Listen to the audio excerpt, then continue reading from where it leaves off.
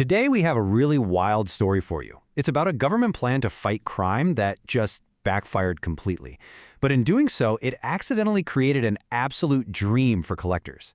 So how in the world did a simple little postage stamp become a detective? And that's really the heart of it, isn't it?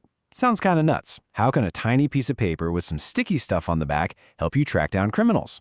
Well, believe it or not, back in the 1920s, the U.S. Post Office Department basically bet the farm on this very idea.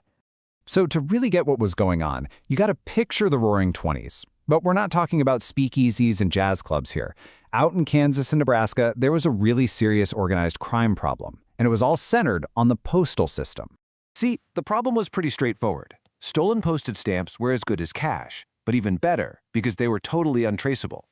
Gangs could hit a post office, walk away with thousands of dollars in stamps, and then just sell them to businesses for a nice little discount.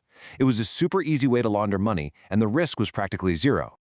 The government tried to do something about it, and they acted fast. But, and this is the crazy part, the whole thing was over in a flash. The entire experiment lasted just barely a year. They started in May of '29, and by June of 1930, they'd already pulled the plug. And that super short lifespan, that's the secret sauce to this whole story. Okay, so what was this genius plan? Well, it came from the top, from Postmaster General Harry S. New. He came up with what seemed like a clever solution to make these stolen stamps way too hot to handle. The entire thing revolved around one simple, clever idea: the overprint. It's literally what it sounds like. You take a regular, already printed stamp and you just print something new right over the top of it. The plan? Slap the name of the state right on the face of the stamp. And here's how it was supposed to work. A normal stamp could be from anywhere, totally anonymous. But a stamp with cans printed on it, well, that could only come from one place, Kansas. It's basically a die pack for stamps. If a big batch of these marked stamps suddenly turned up for sale in, say, Chicago, postal inspectors would know immediately that they were stolen property. So on May 1st, 1929, the experiment began. The plan went into effect. Let's get a good look at these little paper detectives, the actual stamps they used on the front lines of this thing. All right, first up, Kansas. They didn't design brand new stamps for this. Nope. They just took 11 of the most common everyday stamps you'd see, you know, the ones with Washington, Franklin, the usual suspects, and boom, they printed the 4 letters CANS right over the top. And for Nebraska, you guessed it, the exact same deal. They used the same 11 base stamps, but this time they printed Nebr on them. So now you've got these 2 distinct marked sets out there, ready to catch some crooks. Okay, and here's a little bit of fun trivia for you. When the stamp experts were cataloging all these things later on, the 8-cent Kansas stamp, well, it got assigned catalog number 666. No joke.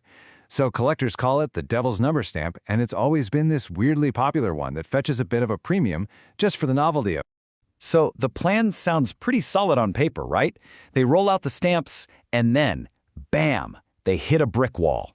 And the opposition came from a group of people they totally didn't expect to have a problem with it. Stamp collectors. So why did it all fall apart so fast? Well, it was kind of a perfect storm. First off, collectors were livid. They basically said, hey, you're just creating these weird, rare stamps to make a quick buck off of us. And they weren't quiet about it. We're talking formal protests from major societies. And then, to top it all off, the post office kinda had a dough moment and realized, you know, maybe we should just buy better safes and locks for our post office. And just like that, by June of 1930, the whole thing was scrapped, dead in the water, a total failure. But, and this is the best part of the whole story, the very reason it failed is the exact reason these stamps are so famous and valuable today. How great is that? So that leads to the big question, right? If the whole program was a spectacular flop, why on earth would anyone want these stamps now, let alone pay big money for them? Well, it all boils down to the #1 rule of collecting anything: supply and demand. Just look at these numbers. They tell you everything you need to know. Because they pulled the plug so quickly, they only ever printed about 14 million for Kansas, and even less for Nebraska, around 10 million.